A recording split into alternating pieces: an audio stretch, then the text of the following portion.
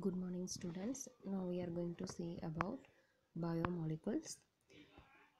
In this lesson we learn about the importance of carbohydrate and their classification based on the structure and functions.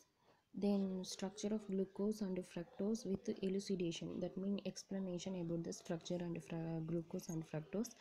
Then list of 20 amino acid and formation of the peptide bond in the lesson la paapom. Then 4 level structure of the protein, structure of proteins la 4 levels irukku, so அதை பற்றி நம்ம பார்ப்போம். Then mechanism of enzyme catalyst, then sources and deficiency of vitamins ஓட sources, அதனோட deficiency, அது cos பண்ணுற disease எல்லாம் நம்ம பார்ப்போம்.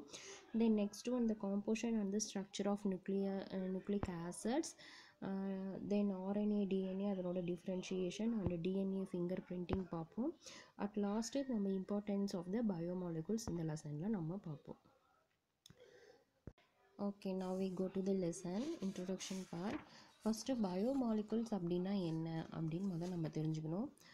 The chemical substance produced in cells or it may be present or maybe கிடையாது, லிவிங் ஆர்கானிசமில் ப்ரெசண்ட்டாக இருக்கிற கெமிக்கல் சப்ஸ்டன்சஸை பற்றி படிக்கிற அந்த கெமிக்கல் சப்ஸ்டன்ஸை பற்றி படிக்கிற அந்த கெமிஸ்ட்ரிக்கு பேர் பயோகெமிஸ்ட்ரின்னு நம்ம சொல்லுவோம். So the chemical substance produced biologically, that is called biomolecules. எது biomolecules அப்படின்னு நம்ம சொன்னோம்னா carbohydrate, proteins, lipids and nucleic acid. These are the 4 major biomolecule present in living system. ஓகேவா? அதில் வந்து பார்த்தீங்க அப்படின்னா இந்த பயோமாலிகுல்ஸில் என்னென்ன எலமெண்ட்ஸ் இருக்குது அப்படின்னு நம்ம பார்த்தோம்னா carbon, hydrogen, oxygen, nitrogen, phosphorus, இது எல்லாமே வெவ்வேறு ப்ரொப்போர்ஷனில் கம்பைன் ஆகி இந்த பயோமாலிகுல்ஸ் வந்து ஃபார்ம் ஆகுது. இந்த பயோமாலிகுல்ஸோட ஒர்க் என்ன அப்படின்னு நம்ம பார்த்தோம்னா it is used as the fuel. அதாவது என்ன சொல்கிறது, இப்போ ஆட்டோமொபைல்ஸ்க்கெலாம் வந்து பெட்ரோல், டீசல் இந்த மாதிரி நம்ம போட்டோம் அப்படின்னா தான் வண்டியெலாம் நம்ம ஆப்ரேட் பண்ண முடியும். ஸோ அதே மாதிரி நம்ம உடம்பு ஆப்ரேட் பண்ணணும், நம்ம உடம்பு ஃபங்க்ஷன் ஆகணும் அப்படின்னா we need the biomolecule as a fuel. ஓகேவா? நம்ம ஃபியூவலாக அதை நம்ம யூஸ் பண்ணிகிட்ருக்கோம். So it is very necessary for energy அப்படின்னு நம்ம சொல்லலாம். நம்மளுக்கு எனர்ஜி கொடுக்கக்கூடியது வந்து இந்த biomolecules. Then in the field of studying about the chemistry, இந்த பயோமாலிகுல்ஸை பற்றி அது இன்வால்வ் ஆகிற அந்த கெமிக்கல் ரியாக்ஷன்ஸ் அதை பற்றி அனலைஸ் பண்ணுற அந்த கெமிஸ்ட்ரிக்கு பேர், chemistry behind the biological process is called biochemistry அப்படின்னு நம்ம சொல்லுவோம். ஓகேவா? தென் நெக்ஸ்ட் ஒன் வந்து பார்த்தோம் அப்படின்னா இன் திஸ் யூனிட் இப்போ இங்கே நம்ம என்னென்ன எசென்ஷியல் இன்ஃபர்மேஷன்ஸ் அபவுட், அதாவது ரொம்ப பேசிக்கான இன்ஃபர்மேஷன் தான் வந்து இந்த லெசனில் நம்ம பார்ப்போம் பயோமாலிகுல்ஸை பற்றி. ஃபஸ்ட் ஒன் வந்து பார்த்திங்க அப்படின்னா கார்போஹைட்ரேட்ஸ். கார்போஹைட்ரேட் வந்து பார்த்திங்க அப்படின்னா மோஸ்ட் அபுடண்ட் ஆர்கானிக் காம்பவுண்ட். அதாவது நம்ம லிவிங் ஆர்கானிசமில் இருக்கக்கூடிய அதிகமான ஆர்கானிக் காம்பவுண்ட் எது அப்படின்னா இந்த கார்போஹைட்ரேட் தான். இதுக்கு இன்னொரு நேமும் இருக்குது, என்ன நம்ம சொல்லுவோம், சாக்ரைட்ஸ் அப்படின்னு நம்ம சொல்லுவோம். சாக்ரைட் அப்படின்னா it is A creek word. Creek word அப்படின்னா சாக்ரான் அப்படின்ற க்ரீக் வேர்ட்லேருந்து அதை எடுத்திருக்காங்க. தட் மீன்ஸ் சாக்ரான்ஸ் மீன்ஸ் சுகர் அப்படின்னு அர்த்தம். That indicate it is sweetness. ஓகேவா? ஸோ திஸ் இது சாக்ரான் அப்படின்ற வேர்ட்லேருந்து எடுத்ததுனால சாக்ரைட்ஸ் அப்படின்னு நம்ம கார்போஹைட்ரேட்டுக்கு நம்ம சொல்லுவோம். கார்போஹைட்ரேட் அப்படின்னா என்ன, அந்த நேம் எப்படி வந்தது அப்படின்னா just it is a hydrates of carbon. கார்பனோட ஹைட்ரேட் தான் வந்து நம்ம கார்போஹைட்ரேட் அப்படின்னு நம்ம சொல்லுவோம். ஏன் அப்படின்னா இது கார்பன் கூட ஹைட்ரஜனும் ஆக்சிஜனும் வந்து மிங்கிளாக இருக்குது as same ratio in water. வாட்டரோட ஃபார்முலா என்னது, H2O. அதே மாதிரி அந்த H2O ப்ரொப்போர்ஷன்லேயே இங்கே வந்து உனக்கு மிங்கிளாக இருக்குது. எப்படின்னு பார்த்தீங்கன்னா CN அதோட ஜென்ரல் ஃபார்முலா கொடுத்துருக்காங்க, CnH2n H2O n அப்படின்னு சொல்லி கொடுத்துருக்காங்க. அதாவது வாட்டர் ப்ரொப்போர்ஷனில் கார்பன் கூட பைண்டாக இருக்குது. ஸோ இதனால் இதை ஹைட்ரேட்ஸ் ஆஃப் கார்பன் அப்படின்னு சொல்லலாம். ஸோ அந்த நேம் தான் உனக்கு கார்போஹைட்ரேட்டுன்னு மாறி இருக்கு. ஸோ உனக்கு எக்ஸாம்பிளுக்கு வந்து கார்போஹைட்ரேட்டுக்கு கொடுத்துருக்காங்க பாருங்கள், குளுக்கோஸ், இது வந்து மோனோசாக்ரைடிக் எக்ஸாம்பிள், சுக்ரோஸ் வந்து டைசாக்ரைடிக் எக்ஸாம்பிள், ஸ்டார்ச் பாலிசாக்ரைடிக் எக்ஸாம்பிள்.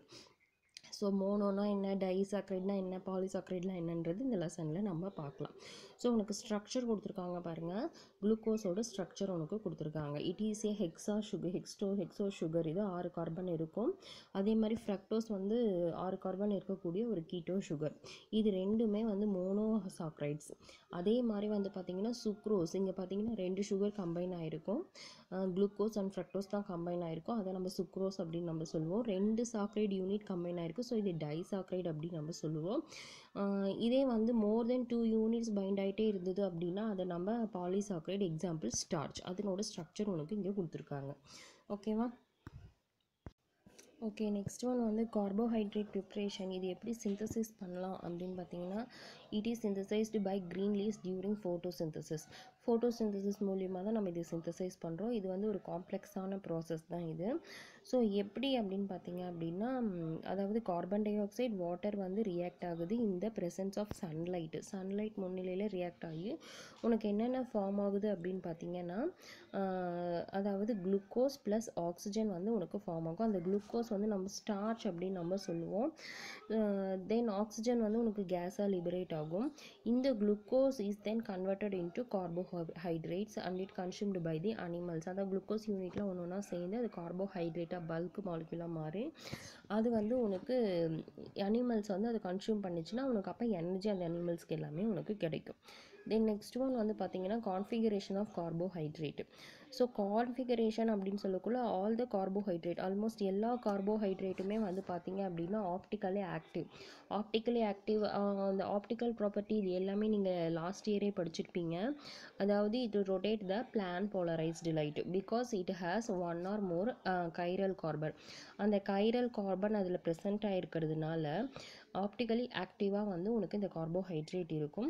ஸோ இந்த இது எவ்வளோ ஆப்டிக்கல் ஐசோமர்ஸ் ப்ரொடியூஸ் பண்ணுது அப்படின்றது அதுக்குள்ளே இருக்கிற நம்பர் ஆஃப் கைரல் கார்பனை டிபெண்ட் பண்ணி தான் இருக்கும். ஸோ இதனோட ஜென்ரல் ஃபார்முலாவும் நம்ம ஏற்கனவே பார்த்துருக்கோம், 2n அப்படின்னு சொல்லிட்டு. ஸோ அதுதான் உனக்கு இங்கே ரிமைண்ட் பண்ணுறாங்க. அதாவது 11th ஸ்டாண்டர்ட்லேயே வந்து பார்த்திங்கன்னா ஃபிஷர் ப்ரொஜெக்ஷன் ஃபார்முலா மூலிமா நம்ம இதை ஸ்டடி பண்ணியிருக்கோம் நம்ம. தென் நெக்ஸ்ட் ஒன் வந்து பார்த்திங்க அப்படின்னா இதனோட ஐசோமர்ஸ் வந்து டி ஐசோமர், எல் ஐசோமர் அப்படின்னு சொல்லி இந்த ஃபிஷர் ப்ரொஜெக்ஷன் ஃபார்முலாவில் எப்படி கிளாஸிஃபை பண்ணுறது அப்படின்னு உனக்கு ஏற்கனவே சொல்லியிருக்காங்க.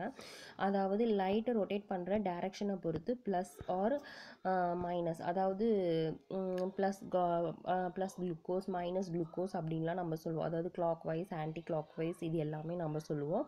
இங்கே நம்ம பேசிக்காக வந்து பார்த்திங்க அப்படின்னா சிம்பிளாக இருக்கக்கூடிய கைரல் கார்பன், அதாவது 3 கார்பன்ஸ் இருக்கக்கூடிய ஒரு கிளிசரால்டிகைடை நம்ம என்னது ஒரு மாடலாக மாலிகுலாக நம்ம எடுத்துகிட்டு அது கூட கம்பேர் பண்ணிவிட்டு அது டெக்ஸ்ட்ரோவா இல்லை லீவோவா அப்படின்னு நம்ம சொல்ல போகிறோம். ஸோ இந்த கிளிசரால்டிகைடுக்கு என்ன ஃபார்முலா அப்படின்னு பார்த்தீங்கன்னா, இதோ இங்கே ஃபஸ்ட்டு பார்த்தீங்கன்னா இங்கே சி 3 கார்பன் வந்து இந்த லைனில் இருக்கும். இந்த சென்டரில் இருக்க கார்பனை உனக்கு கொடுக்கல, அது ப்ளஸ்ஸாக உனக்கு, அதாவது அந்த எண்டை நீங்கள் கார்பன் இருக்குது அப்படின்னு நீங்கள் நினச்சிக்கணும். அதாவது இங்கே வந்து பார்த்தீங்கன்னா இது ஃபஸ்ட்டு கார்பன், இங்கே நடுவில் செகண்ட் கார்பன், இங்கே தேர்ட் வந்து 3 கீழே இருக்குது. ஓகேவா? ஸோ இந்த செகண்ட் கார்பன் கூட கீழே இந்த செகண்ட் கார்பன் இருக்குல்லம்மா, இந்த செகண்ட் கார்பன் கூட கீழே CH2OH பைண்டாக இருந்துச்சு அப்படின்னா அது டி ஃபார்ம் அப்படின்னு நம்ம சொல்லுவோம். ஓகேவா? அதாவது லாஸ்ட்டாக கீழே இருக்க கார்பனில் CH2OH இருந்ததுன்னா அது டி கிளிசரால்டிகைடு, அதாவது இது கிளிசரால்டிகைடு என்ன ஃபார்ம்னா டி கிளிசரால்டிகைடு. ஸோ அதே மாதிரி இந்த 4 கார்பன் இருக்கக்கூடிய இந்த குளுக்கோஸில் லாஸ்ட்டாக இங்கே பார்த்தீங்கன்னா CH2OH கூட இந்த HOH இந்த ஃபார்மேஷன் இருக்குது உனக்கு. ஸோ இது கிளிசரால்டிகைடு இது மாதிரியே இருக்க டி ஃபார்ம் அளவே, அதனால இது டி எரித்ரோஸ்ன்னு சொல்லுவோம். ஸோ அதே மாதிரி இந்த ரிபுலோஸ்லையும் கம்பேர் பண்ணி பார்த்தீங்கன்னா சேம் ஃபார்மேட் இருக்குது. ஸோ இது டி ரிபோஸ். குளுக்கோஸ்லையும் எடுத்துக்கிட்டோம் அப்படின்னா கிளிசரால்டிகைடில் இருக்க மாதிரியே CH2OH கூட இந்த HOH ஃபார்மேட் உனக்கு இருக்குது. ஸோ இது எல்லாமே டி ஃபார்ம் அப்படின்னு நம்ம சொல்லுவோம். ஸோ இதை தான் இந்த பேராகிராஃபில் உனக்கு எக்ஸ்பிளைன் பண்ணியிருக்காங்க. ஸோ மோனோசாக்ரைட் வந்து பார்த்தோம் அப்படின்னா கார்போஹைட்ரேட்ஸ்லேருந்து அது one of the carbohydrate that cannot be hydrolysed into simple சுகராக நம்ம அதை கொண்டு வர முடியாது. அதுக்கு மேலே அதை தனியாக நம்ம பிரிக்க முடியாது. இதனோட ஜென்ரல் ஃபார்முலா CnH2ON அப்படின்னு நம்ம சொல்லுவோம். இதில் நிறைய மோனோசாக்ரைட்ஸ் வந்து நம்மளுக்கு அவைலபிளாக இருந்தாலும் 20 தான் நம்மளுக்கு நேச்சுரலாக அவைலபிளாக இருக்குது. எக்ஸாம்பிள் சொல்லணும் அப்படின்னா குளுக்கோஸ், ஃப்ரக்டோஸ், ரிபோஸ், எரித்ரோஸ் இதெல்லாம் நம்ம சொல்லலாம். தென் நெக்ஸ்ட் ஒன் வந்து பார்த்தீங்க அப்படின்னா மோனோசாக்ரைட் வந்து ஃபர்தராக வந்து அதில் ப்ரெசென்ட்டாக இருக்கிற ஃபங்க்ஷனல் குரூப்பை வச்சு கிளாஸிஃபை பண்ணலாம். அதாவது ஆல்டோஸ் அண்ட் கீட்டோஸ், அதாவது ஆல்டோ ஃபார்மில் இல்லைனா கீட்டோன் ஃபார்மில் தான் இருக்கும். இதே கார்பன் நம்பர் ஆஃப் கார்பன் வச்சு இதை நம்ம கிளாஸிஃபை பண்ணோம் அப்படின்னா ட்ரையோஸ், டெட்ரோஸ், பென்டோஸ், ஹெக்ஸோஸ் அப்படின்னு நம்ம இதை கிளாஸிஃபை பண்ணலாம். ஓகேவா? இப்போ கார்பனைல் குரூப்பில் வந்து ஆல்டிஹைடு இருந்ததுன்னா அது ஆல்டோஸ்ன்னு நம்ம சொல்லுவோம். கீட்டோன் இருந்தது அப்படின்னா கீட்டோஸ் அப்படின்னு நம்ம சொல்லுவோம். ஸோ உனக்கு இங்கே கீழே பாக்ஸில் கொடுத்துருக்காங்க. கார்பன் கவுண்ட்டு 3 இருந்து ஃபங்க்ஷனல் குரூப் ஆல்டிஹைடு இருந்தால் அது ஆல்டோ ட்ரையோஸ்ன்னு நம்ம சொல்லுவோம். Example glyceraldehyde. இதே கார்பன் கவுண்ட் வந்து 3 த ஃபங்க்ஷனல் குரூப் கீட்டோனாக இருந்ததுன்னா அது keto triose. Example dihydroxy acetone. அதே மாதிரி கார்பன் கவுண்ட் வந்து 4 இருந்து ஃபங்க்ஷனல் குரூப் ஆல்டிஹைடுனா ஆல்டோ டெட்ரோஸ், எரித்ரோஸ். தென் இது கீட்டோனாக இருந்தால் கீட்டோ டெட்ரோஸ்ன்னு சொல்லணும், எரித்ரோலோஸ் அப்படின்னு நம்ம சொல்லுவோம். If the carbon count is 5 that is aldehyde means Alto pentose. Example ribose. If it is ketone means keto pentose, ribulose. ஓகேவா? இதே 6 இருந்து ஆல்டிஹைடாக இருந்தால் ஆல்டோ ஹெக்ஸோஸ், குளுக்கோஸ் அப்படின்னு நம்ம சொல்லுவோம். கீட்டோனாக இருந்தால் கீட்டோ ஹெக்ஸோஸ், ஃப்ரக்டோஸ் அப்படின்னு நம்ம சொல்லுவோம். இப்போ இதில் நம்ம குளுக்கோஸை பற்றி ஃபஸ்ட்டு நம்ம பார்க்கலாம். குளுக்கோஸ் வந்து பார்த்திங்க அப்படின்னா it is a simple sugar. அதாவது மேஜர் எனர்ஜி சோர்ஸ் நம்மளுக்கு எதுவாக இருக்குதுன்னு பார்த்தோன்னா குளுக்கோஸாக தான் உனக்கு இருக்குது. ஸோ இது மோஸ்ட் அப்டண்ட்டாக எதில் ப்ரெசென்ட் ஆகிருக்கு அப்படின்னா சுகரில் ப்ரெசென்ட் ஆகிருக்கு. ஹனியில், sweet fruits சச்சஸ் grapes and mangoes இது எல்லாத்தையுமே ப்ரெசென்ட் ஆகிருக்கும். நம்ம ஹியூமன் பிளட்டில் வந்து பார்த்திங்க அப்படின்னா 100 மில்லிகிராம் பர் டிஎல் வந்து உனக்கு குளுக்கோஸ் ப்ரெசென்ட் ஆகிருக்கு. ஸோ அதனால் இது நம்ம பிளட் சுகர் அப்படின்னு நம்ம சொல்லுவோம். It is combined form, it is presenters, அதாவது குளுக்கோஸ் கம்பைன் ஆகிட்டு சுக்ரோஸ் ஆகும் இல்லை ஸ்டார்ச் செல்லுலோஸ் ஆகும் வந்து ப்ரெசென்ட் ஆகிருக்கும். So preparation of glucose. Okay, preparation of glucose அப்படின்னா இப்போ நம்ம சுக்ரோஸ் வந்து நம்ம ஆசிட் ஹைட்ரோலைசிஸ் நம்ம பண்ணுறோன்னு வச்சுக்கோங்க. H2SO4 டைல்யூட் H2SO4 போட்டு ஆசிட் ஹைட்ரோலைசிஸ் பண்ணக்குள்ள குளுக்கோஸ் அண்ட் ஃப்ரக்டோஸாக வந்து அது ஸ்ப்ளிட் ஆகும். ஸோ அது மூலயமா நம்ம குளுக்கோஸை நம்ம ப்ரிப்பேர் பண்ணலாம். தென் நெக்ஸ்ட் ஒன் வந்து பார்த்திங்க அப்படின்னா கமர்ஷியலாக இது வந்து பார்த்திங்கன்னா ஸ்டார்ச்சை ஹைட்ரோலைஸ் பண்ணிவிட்டு by using dilute HCl at high temperature under pressure, அதாவது 2 to 3 அட்மாஸ்பரிக் ப்ரெஷர் 393 கெல்வினில் ஆசிட் ஹைட்ரோலைசிஸ் பண்ணிங்கன்னா நீ குளுக்கோஸ் யூனிட்டாக வந்து ஸ்டார்ச்லேருந்து நம்ம ப்ரிப்பேர் பண்ணலாம். இந்த 2 மெத்தட் உனக்கு ப்ரிப்ரேஷன் மெத்தடில் கொடுத்துருக்காங்க. தென் நெக்ஸ்ட் ஒன் வந்து பார்த்திங்க அப்படின்னா ஸ்ட்ரக்சர் ஆஃப் குளுக்கோஸ். குளுக்கோஸ் அப்படின்றது ஆல்டோ ஹெக்ஸோஸ் அப்படின்னு நம்ம பார்த்துட்டோம். ஆல்டோ அப்படின்னா அதில் ஆல்டிகைட் ஃபங்க்ஷனல் குரூப் இருக்கணும், CHO இங்கே இருக்காமா. தென் நெக்ஸ்ட் இதில் எத்தனை ஹெக்ஸோஸ் அப்படின்னா 6 கார்பன் இருக்கணும். கவுண்ட் பண்ணி பாருங்கள். 1 இங்கே இருக்குது பாருங்கள், 1 2 3 4 5 6. So 6 carbon is there. So this is hexose. Aldehyde இருக்கிறதுனால ஆல்டோ ஹெக்ஸோஸ் அப்படின்னு நம்ம சொல்லுவோம். ஸோ இதில் எத்தனை அசிமெட்ரிக் கார்பன் இருக்குது, அதாவது ஆப்டிக்கலி ஆக்டிவ் அப்படின்னு நம்மளுக்கு தெரியும். ஆப்டிக்கலி ஆக்டிவ்னா அதில் கைரல் கார்பன் ப்ரெசண்ட்டாக இருக்கணும். ஸோ கைரல் கார்பன் எத்தனை இருக்குது, கைரலும் அசிமெட்ரிக் ரெண்டுமே ஒன்று தான். ஸோ இங்கே ஸ்டார் போட்டிருக்காங்க பாருங்கள், எத்தனை ஸ்டார் போட்டிருக்காங்கன்னு பாருங்கள். 4 ஸ்டார் உனக்கு கொடுத்துருப்பாங்க. ஸோ அப்போ இதில் எத்தனை அசிமெட்ரிக் கார்பன் இருக்குது அப்படின்னா 4 அசிமெட்ரிக் கார்பன் இதில் இருக்குது. ஓகே, உங்களுக்கு புக்கில் வந்து பார்த்திங்கன்னா இந்த CH2OHக்கு ஸ்டார் போட்டிருப்பாங்க, அங்கே ஸ்டார் வரக்கூடாது, தப்பு, அதை கேன்சல் பண்ணிக்கோங்க. ஸோ 4 தான், இந்த சென்டரில் இருக்க 4 தான் உனக்கு அசிமெட்ரிக் கார்பன். ஸோ இதனோட ஸ்ட்ரக்சருக்கான எவிடென்சஸ், அதாவது இதுதான் இதனோட ஸ்ட்ரக்சர் அப்படின்றது எப்படி கண்டுபிடிச்சாங்கன்றதுக்கான எவிடென்சஸ் உனக்கு கொடுத்துருக்காங்க. நீங்கள் எலமெண்டல் அனாலிசிஸ் அப்புறம் மாலிகுலர் வெயிட்டு டிட்டர்மைன் பண்ணக்குள்ள குளுக்கோஸோட ஃபார்முலா வந்து என்னன்னு கிடைச்சிது, அதாவது எத்தனை கார்பன் இருக்குது 6 கார்பன், எத்தனை ஹைட்ரஜன் அப்படின்னா 12, ஆக்சிஜன் வந்து 6 இருக்குது அப்படின்றத இந்த மாலிகுலர் அனாலிசிஸ் எலமெண்டல் அனாலிசிஸ் மூலிமா கண்டுபிடிச்சிருக்காங்க. இப்போ நீங்கள் இந்த குளுக்கோஸை எடுத்து கான்சன்ட்ரேட்டட் HI, அதாவது hydrogen iodide red phosphorus use பண்ணி நீங்கள் ரியாக்ட் பண்ணிங்க அப்படின்னா உனக்கு ஒரு N-ஹெக்சேன் வந்து உனக்கு கிடைக்கும். அதாவது மிக்சர் ஆஃப் N-ஹெக்சேன் அண்டு 2 அயோடோஹெக்சேன் வந்து உனக்கு கிடைக்கும். அப்போ ஹெக்சேன் வந்து உனக்கு கிடைக்கிறதுனால இது N-ஹெக்சேன், இது அயோடோஹெக்சேன். அப்போ வந்து பார்த்திங்கன்னா இந்த ஹெக்சேன் கிடைச்சதுனால 6 கார்பன் இதில் ப்ரெசென்ட் ஆகிருக்கு, அதுவும் லீனியராக ப்ரெசென்ட் ஆகிருக்கு அப்படின்னு சொல்லி இதை நம்ம கண்டுபிடிச்சிருக்காங்க. தென் நெக்ஸ்ட் ஒன் வந்து பார்த்திங்கன்னா குளுக்கோஸ் வந்து ஹைட்ராக்சில் அமைன் கூட ரியாக்ட் ஆச்சு அப்படின்னா குளுக்கோஸ் ஆக்சைம் அப்படின்ற குரூப் வந்து ஃபார்ம் ஆகுது. அந்த ஆக்சைம் வந்து பார்த்திங்கன்னா ஆல்டிகைடில் இருக்க இந்த குரூப்பில் CH டபுள் பாண்ட் NOH இதுதான் ஆக்சைம் நம்ம சொல்லுவோம். ஆல்டிஹைடு இருந்தால் தான் வந்து உனக்கு இது ஃபார்ம் ஆகும். நெக்ஸ்ட்டு வந்து இது HCN கூட வந்து ரியாக்ட் ஆகுது. ஹைட்ரஜன் சயனைட் கூட ரியாக்ட் ஆச்சுன்னா சயனோஹைட்ரேன் வந்து ஃபார்ம் ஆகும். இங்கே பாருங்கள் ஆல்டிகைட் கூட CN பைண்ட் ஆகிருக்கும், அதாவது HCN பைண்ட் ஆகிருக்கும், சயனோஹைட்ரேன் வந்து ஃபார்ம் ஆகுது. So this also indicate the presence of aldehyde group at the first position அப்படின்றத நம்ம தெரிஞ்சுக்கலாம். தென் நெக்ஸ்ட்டு வந்து பார்த்திங்க அப்படின்னா இந்த குளுக்கோஸை நீங்கள் ஆக்சிடேஷன் பண்ணுறீங்க. ஆக்சிஜன் நீங்கள் ஆட் பண்ணக்குள்ள mild oxidizing agent like bromine water, அதாவது மைல்டாக ஆட் பண்ணக்கூடிய ஆக்சிடைசிங் ஏஜென்ட் ஆட் பண்ணிங்கன்னா இங்கே சென்டரில் குளுக்கோஸ் இருக்குது, அது வந்து உனக்கு குளுக்கோனிக் ஆசிடாக கன்வெர்ட் ஆகும். அதாவது இந்த COH மட்டும் COOHஆக கன்வெர்ட் ஆகும், மீதி இருக்கிற எல்லாமே சேமாக இங்கே இருக்கும். ஓகேவா? ஸோ அதாவது மைல்டாக இருக்க ஆக்சிடைசிங் ஏஜென்ட்டை யூஸ் பண்ணிங்கன்னா இந்த குளுக்கோஸில் ஒரு சைடு ஆல்டிகைட் மட்டும் COOHஆக கன்வெர்ட் ஆகும். இதே strong oxidising agent HCH concentrated HNO3 add பண்ணிங்கன்னா மேலேயும் உனக்கு COOHஆக கன்வெர்ட் ஆகிடும், கீழேயும் உனக்கு COOHஆக கன்வெர்ட் ஆகிடும். ஸோ இது வந்து குளுக்கோரிக் ஆசிட் அப்படின்னு நம்ம சொல்லுவோம், அல்லது சாக்ரிக் ஆசிட் அப்படின்னு அதுக்கு பேர். ஸோ நம்ம எந்த ஆக்சிடைசிங் ஏஜென்ட்டை யூஸ் பண்ணுறோமோ அதை பொறுத்து அது உனக்கு கன்வெர்ட் ஆகும். இதே அடுத்த 5th பாயிண்ட்லேயே பார்த்தீங்கன்னா டாலன்ஸ் ரியேஜென்ட் அப்படின்னா அமோனிக்கல் சில்வர் நைட்ரேட், அமோனியா கலந்து சில்வர் நைட்ரேட், அதை கூட நீங்கள் ஆட் பண்ணிங்க அப்படின்னாலும் உனக்கு குளுக்கோனிக் ஆசிட் தான் கிடைக்கும். அதாவது ஆல்டிகைட் மட்டும் COOHஆக கன்வெர்ட் ஆகிடும். அப்படியே வந்து உனக்கு கன்வெர்ட் ஆகக்குள்ள சில்வர் மிரர், அதாவது சில்வரை வந்து ப்ரெசிபிடேட்டாக மாற்றிடும். அப்போ வந்து அது சில்வர் மிரர் மாதிரி உனக்கு தெரியும். இதே வந்து ஃபெல்லிங் சொல்யூஷன் அப்படின்னா குப்ரஸ் ஆக்சைடு அப்படின்னு நம்ம சொல்லுவோம். அந்த குப்ரஸ் ஆக்சைடு ஆட் பண்ணிங்க அப்படின்னா அப்பையும் அதாவது அதை யூஸ் பண்ணி நீங்கள் ஆக்சிடேஷன் பண்ணக்குள்ள உனக்கு குளுக்கோனிக் ஆசிட் அதே சேம் ஃபஸ்ட் இது மட்டும் COOHஆக கன்வெர்ட் ஆகும்.